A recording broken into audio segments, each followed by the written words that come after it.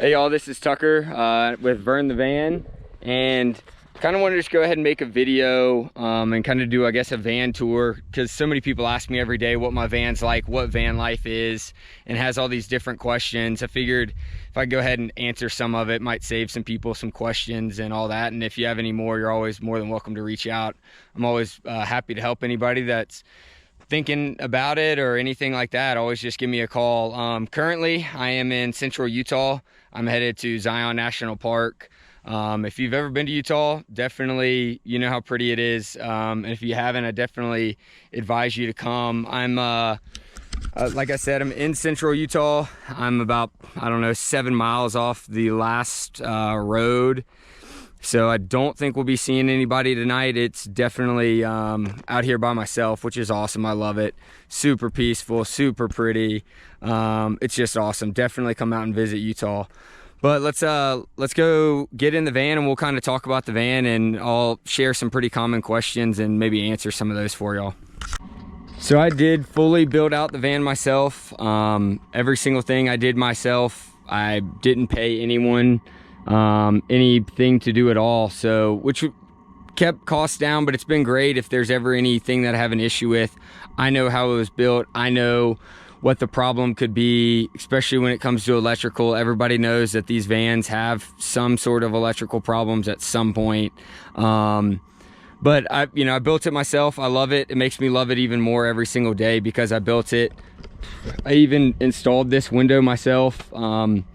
So it was a daunting task. Everyone always asked me how long it took. Physically building the van took me 10 weeks. But the number and hours of research is, who knows? It's uncountable.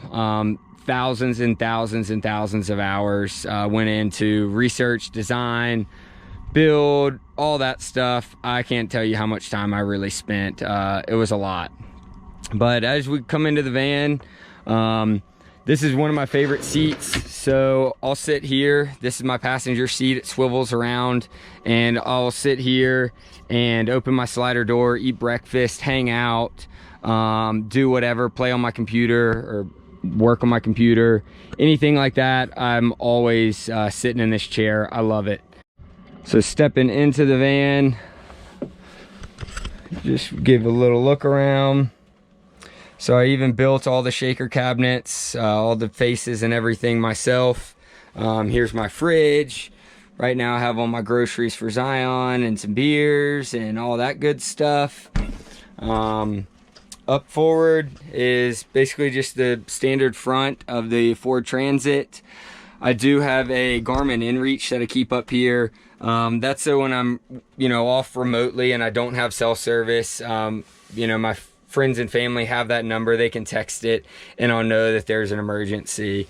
I changed out the head unit, put in a new head unit, and added some speakers. The factory ones just were definitely never gonna cut it, that's for sure. So looking back, we just have some cabinets. Here's like my electrical, and then I also have some of my other cooking supplies in here. Down here is just some dishes and plates, bowls, all that fun stuff. Up here we have silverware and hand towels. Down here some cups and of course a volcano candle, can't go without that, and a speaker to hang out with when we're parked. And everyone's favorite drawer of them all, the liquor drawer. Nobody ever complains that that's on here, so I love it. I love having a big sink. It's been really nice, super deep. It's great, love it. I have a water pump with 21 gallons in the back, and I just cut it on. 21 gallons normally if I'm by myself, 5 to 7 days. If I have someone else, obviously it cuts it at about in half. Up here I have some food storage, same on the other side, more food.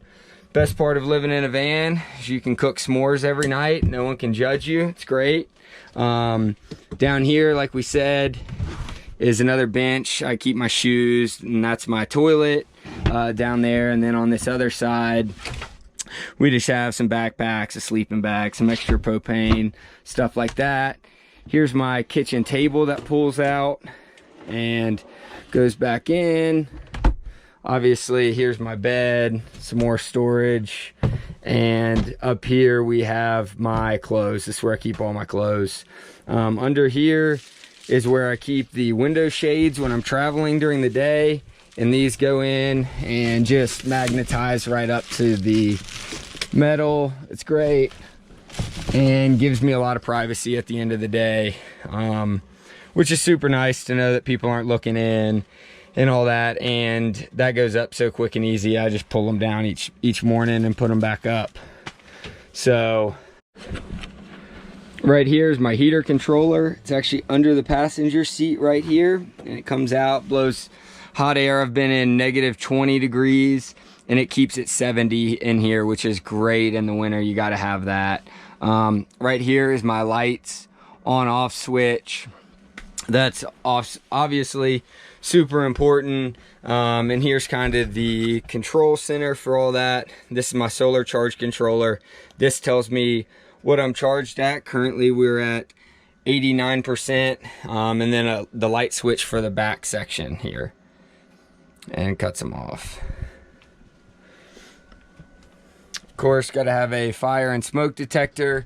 And back here is a vent fan that I'll run mainly in the summer, and then in the winter just real slowly, just to make sure we keep condensation and all that out of the van. We don't want any more rust than these vans already get. In the back here is my snowboard. We'll show you that when we get back there. So this is the garage. These doors go all the way open, which is super nice. Just have my Yeti and some boxes, my backpack when I go hiking and stuff, some extra tools. My snowboard hangs up back here. I do have my bike that I ride every once in a while, you know, just a pull-out table if I'm cooking outside and stuff like that. Under here, I have some hoses, jumper cables. In case I ever get stuck, I can get pulled out. Jumper cables to help anybody else out. And then also so I can fill up my water tank, which my water tank's right here, completely full right now, and I just fill it up right here with the spigot. I can also use this one and plug up an outdoor shower, which is great. Use that every once in a while. Always have to have a fire extinguisher for sure. We've never needed it. Let's hope we never need it, but definitely needs to be there just in case. Question of where I got the name Vern the Van from. Vern is short for Veronica Vaughn. That was the teacher in Billy Madison, the movie. I always thought it was hilarious and thought she was great. So Vern, it got shortened down to, and it's been Vern the Van ever since, and I love it. Another question I always get is if I work or what I do for work. So I work offshore. I work 6 weeks on, 6 weeks off. So my 6 weeks that I'm on, I live on the ship. And then the other 6 weeks, I live in the van full time. I finished building out the van in August of 2020 and have lived in it ever since, and I've loved it. Don't plan on changing it in the next couple years. Vern and I have a big trip planned later this year that we're just waiting on some things with coronavirus to change, and then I'll be more happy to share what I have planned from there. A big thing with that is a lot of people ask me why I don't monetize and why I don't take social media more seriously. I have plenty of cool content, but I'd never want to do that. Editing videos is a lot for me. It's a lot of work for those guys that do this professionally, and I don't blame them. They do a great job and they make plenty good money. It's just not in the best interest for me. Even this video alone is enough. It's a lot of editing, it's a lot of work, and I don't have those aspirations. I don't want to go to a place and enjoy nature because I'm taking a picture of it. I want to go and enjoy it and be there and be present in that moment. That leads me to another question of where do I park? I get this all the time. Mainly, like right now, I'm in BLM land, which is Bureau of Land Management. I park there pretty often. It's typically a pretty nice view. National forest. It's illegal to sleep in national parks, so obviously I'm not sleeping there. And then when it comes down to it, Walmart's most of the time don't mind you sleeping there. Try not to sleep in a Walmart every night, but it's happened. So when you're really tired, you've been traveling all day, you just want a place to sleep. It doesn't matter where you are. So it varies all the time. It's always different. And I love that. I love that I've sat outside of $5 million homes and had the same view that these people do for these insane houses, which I'm sure they don't love that, but I guess that's part of it. I guess a lot of people ask me, like, where do I shower and where do I go to the bathroom? Showering was a little bit easier before COVID got really strict, because a lot of like the truck stops and old community centers don't allow you to shower there anymore, I guess for sanitation reasons. So sometimes I'll shower with a solar shower bag if it's warm outside.